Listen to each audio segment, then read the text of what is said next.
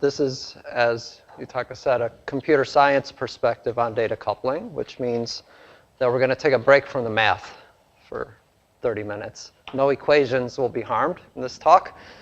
And we'll also take a break from weather prediction, too, because we'll talk about general purpose software infrastructure for coupling tasks together on a high-performance supercomputer, and what sorts of issues and design decisions we have to make in order to build such a system. I don't like this title because it's too long, but it was too late to change it. So instead, I'll propose an alternate title that is much shorter and simpler, and it's data flows for workflows.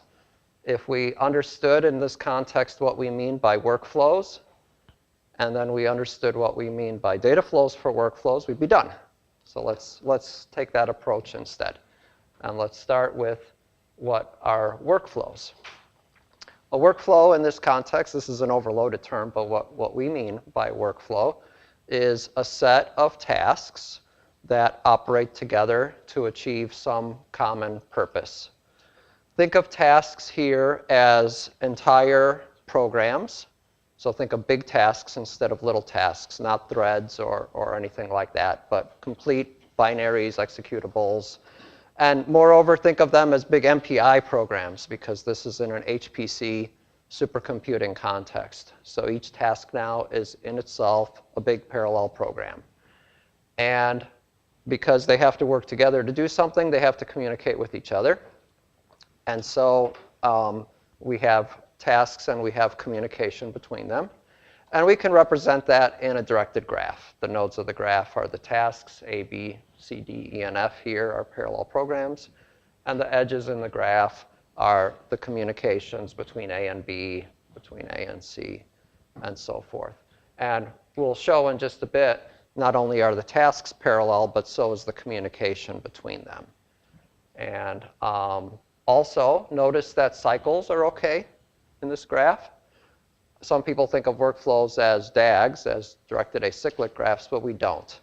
We think of them simply as directed graphs. Cycles are not only OK, but they're beneficial, because if we want to steer one computation by the result of another, we need that kind of a feedback loop. And the tasks here can be the kinds of things that we've been talking about the last 2 days, ensembles of simulations. They can be experiments or observations. They can be simulations coupled together with data analytics and visualizations in the same system.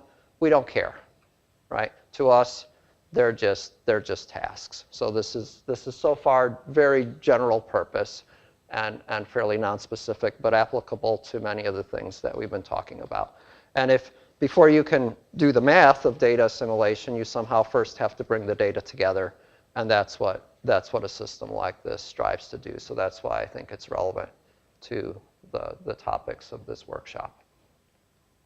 And let me give you an example of just one actual workflow that I have some experience with. And this is in the domain of cosmology. We have a simulation. Let's use that. This one in particular is called HACK. It produces a set of dark matter tracer particles. And then we want to do some analysis on those particles. There was a poster yesterday that talked about similar things. The end point of this analysis is this 2D or 3D density field. That is the particle density, because that's used for gravitational lensing. If we want to combine telescope observations with simulations, we have to perform a lensing step on them to make them match up. And it's that density field that allows us to do that. For cosmological applications, it turns out that in order to do this sampling onto a regular grid, it's more accurate if we first compute a Voronoi tessellation and then use the tessellation to do the resampling. So we have simulation, tessellation, density estimate, 2D or 3D, and then some ancillary utilities like visualization or statistics that we do on the particles as well. And to give you a feel for what this looks like, let's see if I can get this movie to play. This is the evolution of the density field, the output of this workflow as the simulation is progressing. This density field is being computed on the fly by the coupling of these tasks together. And all of these, not just the simulation, are MPI parallel programs. It turns out that a Voronoi tessellation is quite expensive to compute, and you pretty much need the full machine, the full scale of program as you do for the simulation to do that. So it's quite expensive to do. So these are parallel MPI tasks coupled together in a workflow. And then what a data flow is, we said that this talk is about data flows for workflows. If we take this top line as the workflow, just two nodes in a workflow, a producer and a consumer, as we had shown in that previous graph. Just pick out two of those nodes. And then each of those is a parallel task with MPI ranks. This one has 4 MPI ranks. Consumer has 3.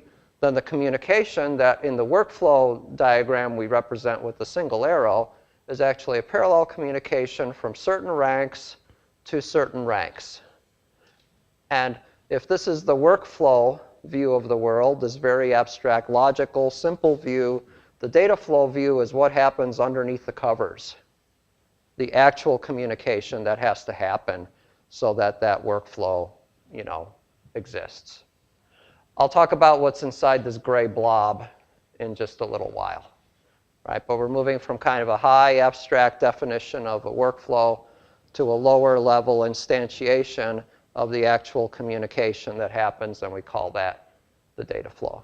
And if we can do this for 2 nodes, we can do it for the entire graph, because we just take 2 nodes off at a time, call one the producer, one the consumer, and we instantiate this data flow for that pair of nodes, and we do that for every pair of nodes. So that's the approach that we'll take. And now the rest of this talk is what all has to happen so that actually works, right? What are the dirty details? So the things that we have to deal with, first of all, are the fact that nodes and links in the graph are parallel. Different tasks are designed to do different things, and therefore they have entirely different data models. Life is not so nice where everything is just the same climate model and it all matches up, because here, for example, you saw in that cosmology case, we have particles. We have a Voronoi tessellation. That's a polyhedral mesh with indices and all the things that an unstructured mesh has. We have regular 2D and 3D grids. We have statistics. Each of those things are entirely different, right? That's a completely different data model. And we've got to be able to communicate between those tasks across those disparate data models. Tasks have different numbers of MPI ranks, different resources in general. Nothing says that the same number of ranks are used for each task. They can be placed in different places. We can have one task on one set of MPI ranks and another task on another set. Or they can be overlapping on the same set. When they're overlapping, they take turns in time. We call that time division. Or when they are next to each other, they can run concurrently, but they take up more space, more resources. We call that space division. We'll come back to those terms later. They can operate at different rates. They have different behaviors. They are, after all, different. One task can run very quickly. Another task can run slowly. They can crash. They can fail. Errors can happen. We won't talk about resilience in this talk because we don't have time, but we do work in that space as well. And this whole system has to be programmable. Somebody has to be able to use it, not just the authors, because it's perfectly, of course, it's perfect in our eyes, but not necessarily in our users. So that's just one more challenge. Again, coming back to this data flow diagram, I said that there was sort of a gray cloud here. We have parallel communication from producer to consumer. Producer has some number of ranks. Consumer has some number of MPI ranks. This gray cloud can in fact be another set of MPI ranks, a third task, if you will, in the middle of the other two. Why would we want to do that?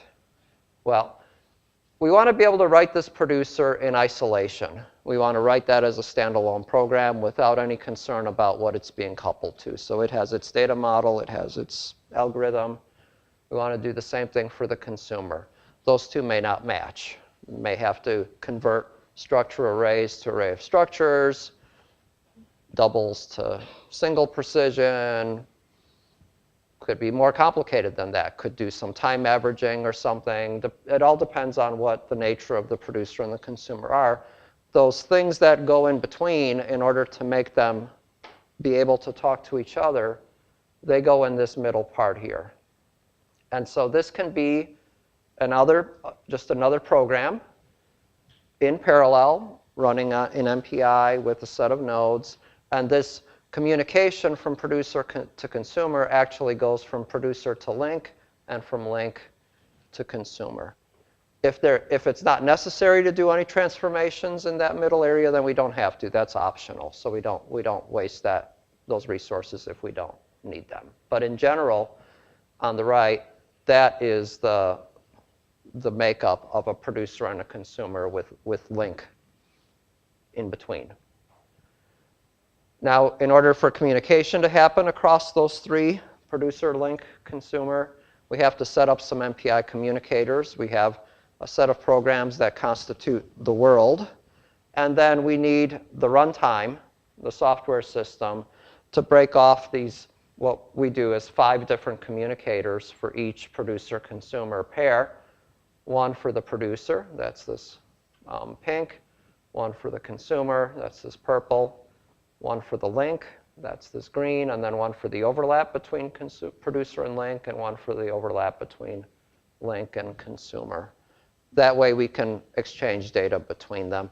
The system takes care of all of this underneath the covers. User doesn't see any of this stuff, but as system designers, these are the kinds of things that we have to do.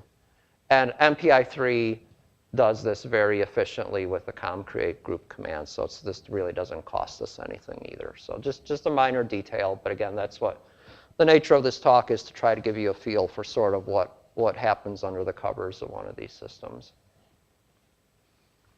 Then, more interesting, I think, at least to me, is how we redistribute data from M producer ranks to N consumer ranks. And how do we do that correctly? So here are some examples. We think of this in terms of patterns. We have 4 patterns that we generally reuse over and over again. We call them bounding box, round robin, contiguous, and block. Let me just walk through these examples with you and give you a feel for how this has to work. When things are nicely spatially contained in bounding boxes, your usual kind of spatial subdomains, then we have to have a way to, let's say in this example, go from 3 producer ranks to 2 consumer ranks by basically intersecting and taking the union of those bounding boxes. So these 3 bounding boxes become 2 bounding boxes, and the middle one gets split in the middle, and half of it goes to the first and half of it goes to the second, right? That's sort of obvious, right? But something that needs to happen for those types of data distributions. Other times we have an array or a list or a vector of items, and we need to split them. That is the round robin and contiguous examples, and these are down below here. This is round robin, and this is contiguous. Here we have 3 producer ranks, 1, 2, 3, going to 2 consumer ranks, and a list of 8 items.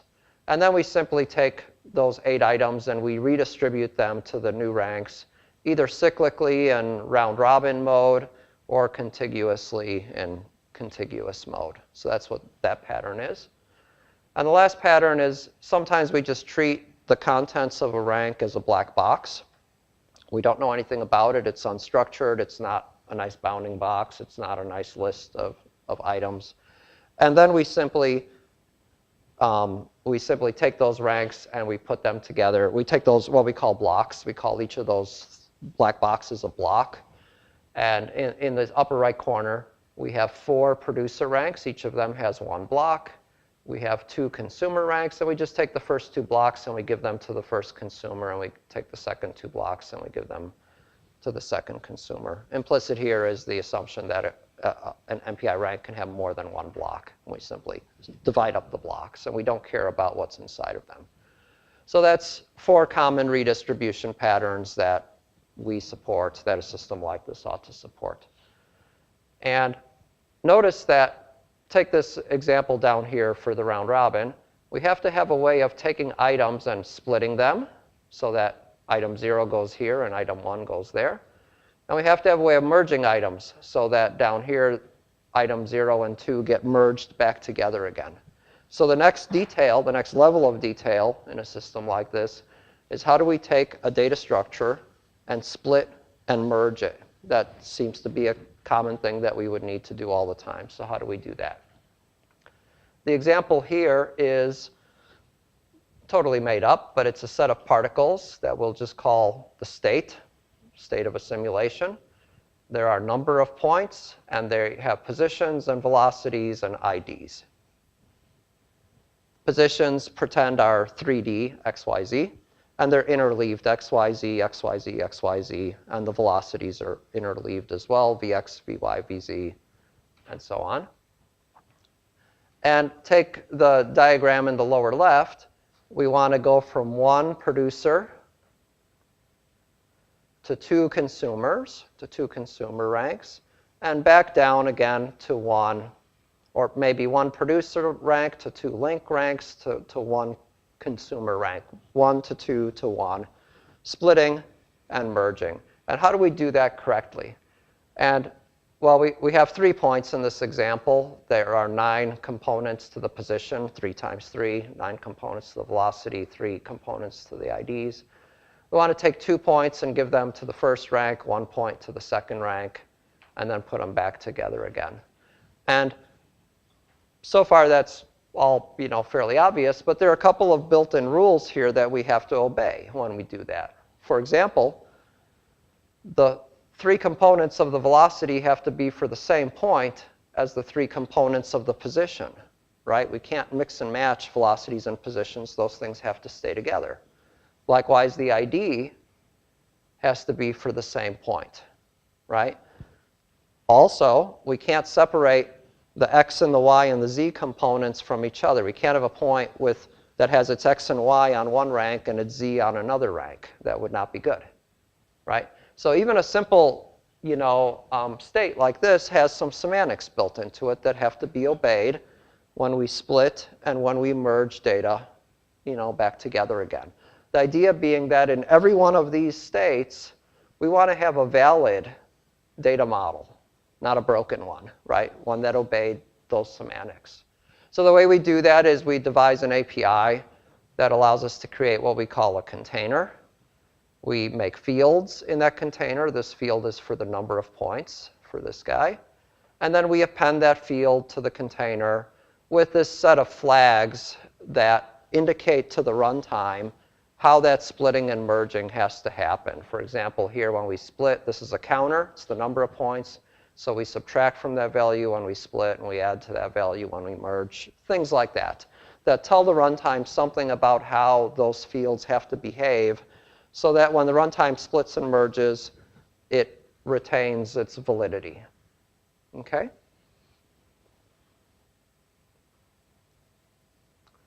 Now, I mentioned earlier that we can place tasks onto resources in a couple of different ways.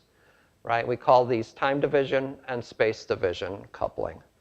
In time division, 2 tasks, producer and consumer, are on the same set of MPI ranks, and they take turns in time. So pretend we have a simulation and an analysis. Simulation is the producer. It produces a time step. It blocks. Consumer picks up that time step. The analysis does something with that data. Then it blocks. Then the producer produces the next time step. Consumer consumes the next time step, one after another. Self-synchronizing, blocking protocol, right? That's what we call time division. Space division is if I have a separate set of MPI ranks for the consumer. and I let the producer produce the first time step, copy it over to the consumer, and then go on and produce the second time step while the consumer is consuming the first one. And we call that space division coupling. So those are the two modes that we want to support.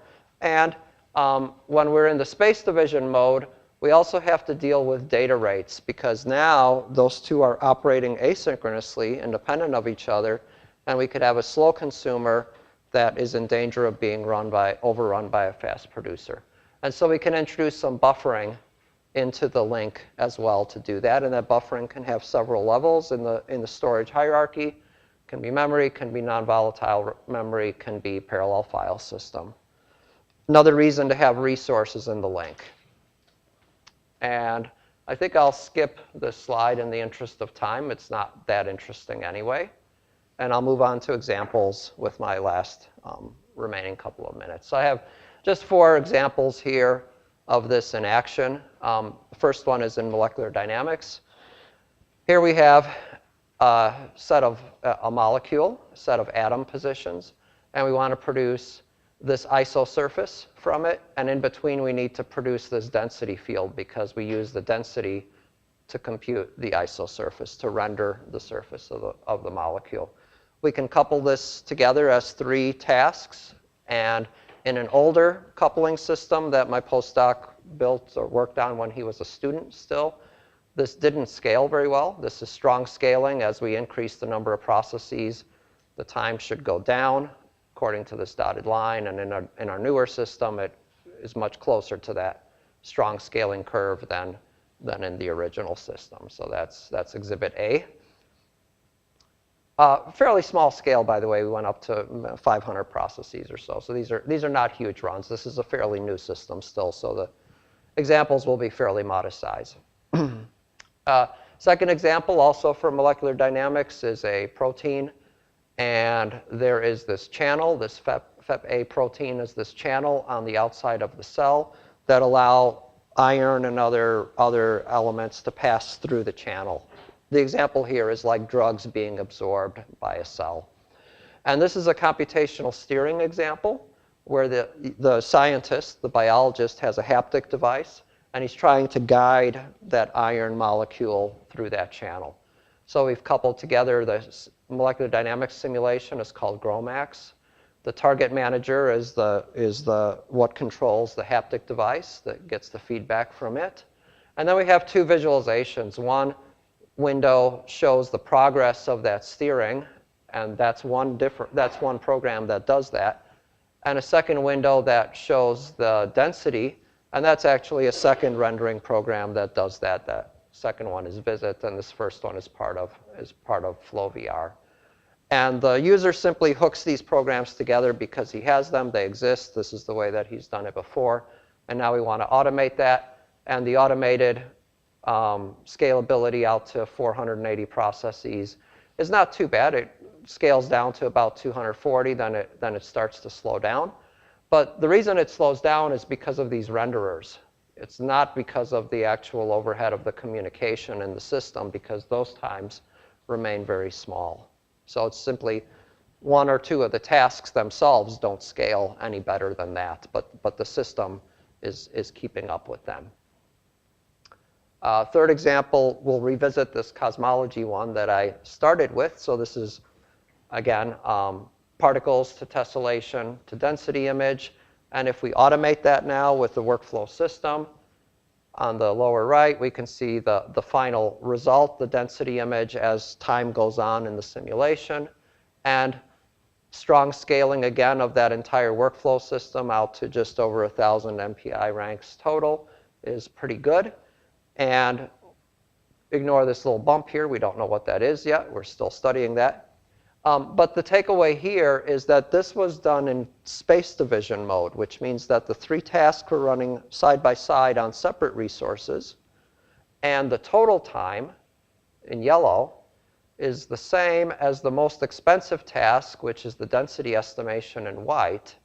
So if you add up the 3 times for the 3 colors, you don't get a total that's 3 times each of them. You get a total that's only as long as the slowest one because they're overlapped in space, not in time. And that's exactly what you'd expect to happen. And the last one combines light source experiments that we are doing not at our supercomputer center, but a kilometer away in a different facility in the lab, which is a synchrotron light source. And we are collecting experimental data, and at the same time, we are simulating the same material system on our supercomputer in a model. And then we are comparing basically the results of those two. And this is ongoing work, and this is not automated by our system yet. We've automated just like one part of this, and the rest of them are basically manual, and it's still scientists gluing them together with Python scripts and writing notes on backs of napkins and so forth and trying to keep track of all of this manually. And that is the future, I think, automating something like this that combines distributed area workflows with high-performance computing workflows. And there is a piece of software called DCAF, stands for Decoupled Data Flows, that does everything that I've said so far. So I've sort of a one-slide advertisement for the software. But I wanted to explain the general principles and not focus on the software. So I'll just move right through this and just discuss where we're going in the future. Everything that I've said so far is for static graphs. What happens when those graphs need to change on the fly, either in their resources or in their topology? What happens if a task suddenly has to be launched because some event happens, right? That's where we're headed. The data flows right now are not shared. They are independent for a pair of producer-consumer links. Other workflow models have a shared space. Think of a parallel file system. That's a shared place that all tasks can dip into, right? Combination of shared and private data flows is kind of the next direction. We're dealing with new supercomputers with different layouts of memory and storage, with much more concurrency, with heterogeneity. We're continuing to accommodate those trends as well in our software. The high-performance computing plus the distributed area workflows, instruments plus computing, is that last example that I showed. Plenty of open research to do there. And we're continuing to integrate with other workflow systems as well as with software services, system software existing on the machine so that we don't reinvent things that exist in other layers in a total software stack. I'll leave you with some reading materials. That's your homework. And hopefully I've given you a flavor at least of sort of what goes into kind of under the covers data movement for data assimilation. And I will thank you for your time and be happy to take questions.